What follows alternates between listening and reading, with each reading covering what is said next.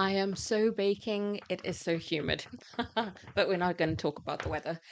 So, I am Katja Weinert, and we are looking at Japanese fiction. For newbies of Japanese fiction, the books I'm talking about are an enchanting introduction to that world and where cats reign supreme. If you're not new to Japanese fiction, then you probably already know that there is a lot of literature out there, Japanese literature, that focuses on cats. They take the center stage, not just relegated to the sidelines or even just as main characters. They dominate the titles and they are on the covers as a central theme. So let's start with The Travelling Cat Chronicles by Hiro Arikawa, translated by Philip Gabriel. This heartwarming and poignant novel celebrates the unbreakable bond between a man and his feline companion. Through the eyes of Nana, an ex stray, and his beloved owner Satoru, readers are taken on a road trip through the seasons of Japan. And I thought this was really done well. The writing is vivid. The characters are captivating. There's a host of characters that we get to meet on this journey. Arikawa's storytelling is filled with warmth and tenderness, beautifully capturing the essence of friendship, love, and the meaning of home. So, as Nana and Satoru travel across Japan and visit people from his past, the narrative unfolds as to the reason for this road trip. And it has such delicate emotional depth. I teared up at various points. But this is the interesting thing, the scope of the writing covers a range of emotions. It evokes a range of emotions. I was chuckling for some bits, and then suddenly I was tearing up for other bits. The writing paints vivid landscapes and emotions, immersing readers in the sights, sounds, and smells of each place they visit.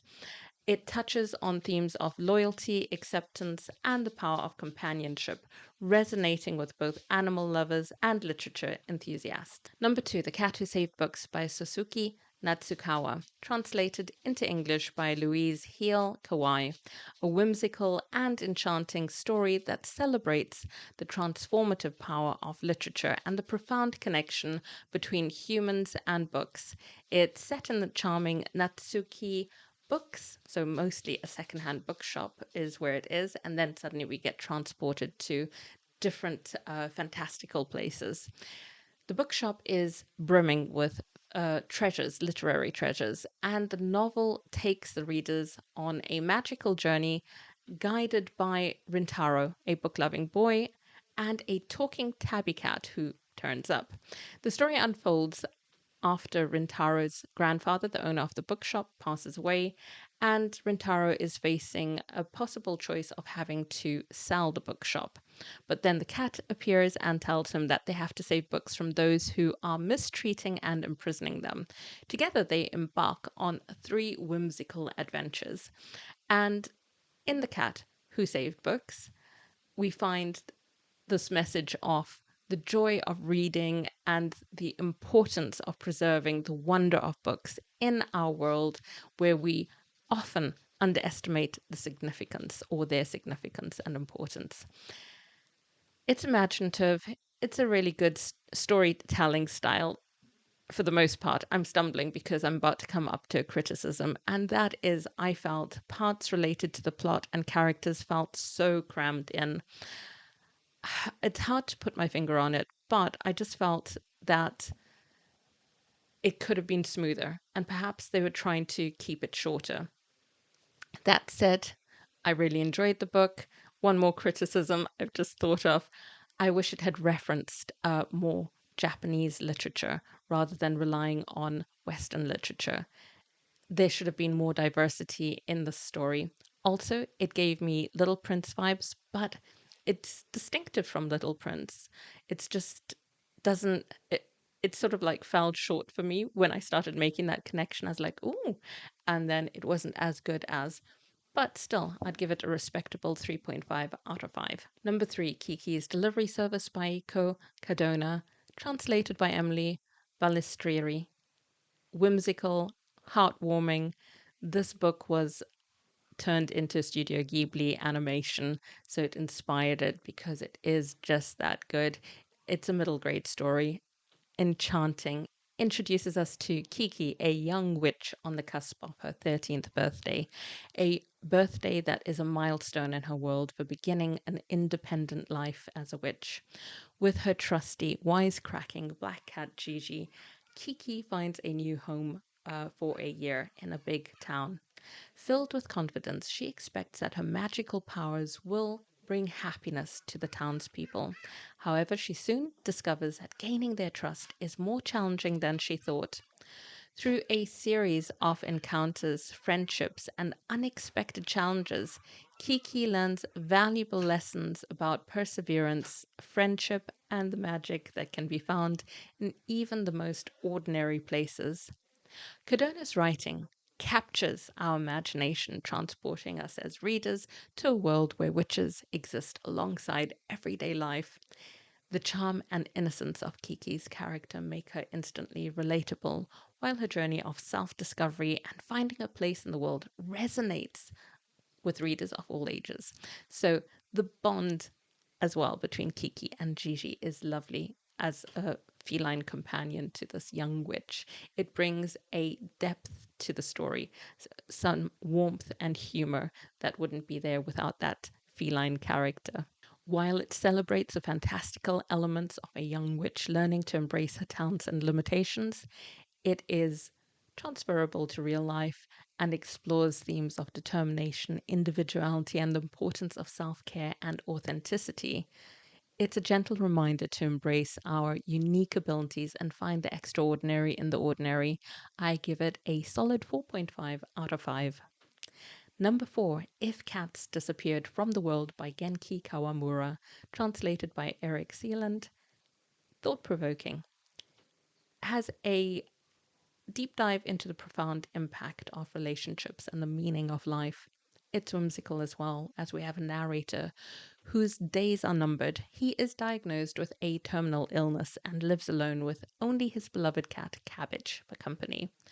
When confronted with the news of his limited time left, suddenly the devil visits the narrator, offering him a unique proposition.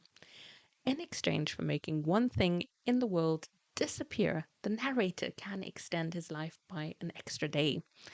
He grapples with this extraordinary choice and embarks on a week-long journey that pushes him to reflect on what truly matters in life.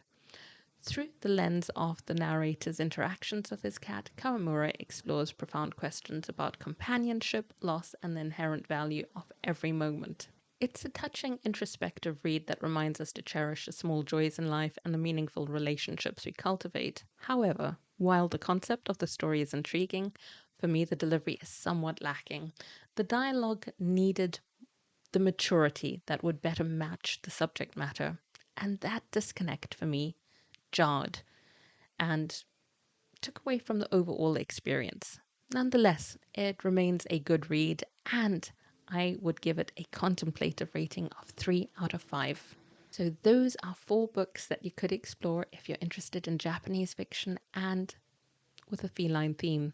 But that doesn't end my own feline translated fiction journey. There are 3 more Japanese books that I will be picking up this year. The next one is Guess Cat by Takashi Hiradi. Then there's A Cat, a Man, and Two Women by Junichiro Tanizaki, which delves into the complexities of human relationships and desires. And let's not forget Kafka on the Shore by Haruki Murakami, where I believe one of the characters can communicate with cats, which I think is intriguing and sounds perfect. If you're curious about what led to this popular pairing about cats and books in Japanese fiction, let's consider a few factors. Number 1, symbolism and mythology. In Japanese folklore, cats are often associated with various symbolic meanings. They are seen as mystical creatures with supernatural powers, capable of bringing good fortune and warding off spirits, and providing protection. They symbolize independence, agility, and intuition. Those 3 things make them such a good choice, in my opinion, for inclusion in coming of age stories. Number 2, aesthetics and sensibilities. Cats embody beauty, elegance, and grace. Their ability to move silently and blend into their surroundings adds mystery and intrigue to stories. making them, I think, a perfect fit for thrillers and magical realism. Number 3, companionship and solitude. Known for their independent yet affectionate nature, they make ideal companions for those seeking solace and support. In Japanese literature, these furry friends often comfort characters who are grappling with loneliness, grief, or everyday challenges.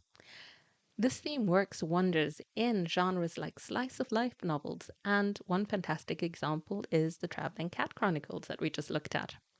Number 4, cultural influence. So, centuries ago, these clever creatures were revered in temples, protecting valuable manuscripts from pesky rodents.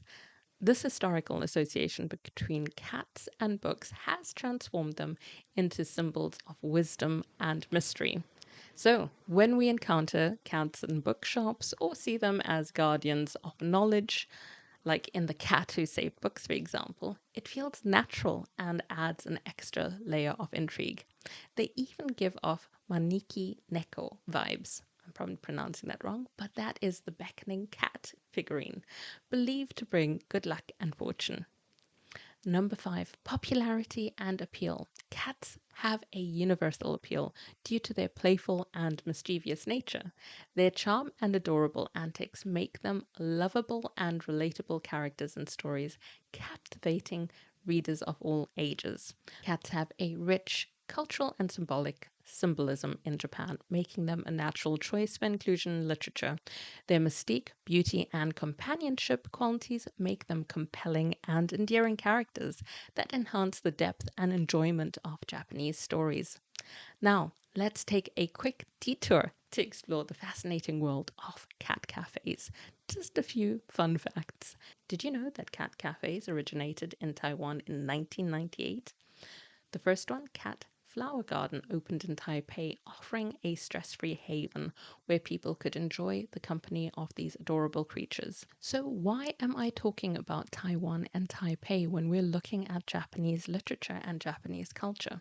Well, we know in Japanese culture, cats have a special place, and so this concept resonated particularly well in Japan. In 2004, Neko no Jikan, Cat's Time, opened its doors in Osaka, marking the birth of the first cat cafe in Japan. The media and the public loved it, and soon there was a boom in cat cafes nationwide. These unique havens quickly became a charming part of Japanese culture, providing a perfect escape from the demands of daily life. So there you have it. Cats and books have become inseparable companions in the rich tapestry of Japanese literature. Embrace the charm, revel in the adventures, and let the whiskers guide you on your next literary adventure. I hope you enjoyed this chat. Let me know if you have any thoughts or recommendations, and do subscribe if you enjoyed the content. Take care. Bye.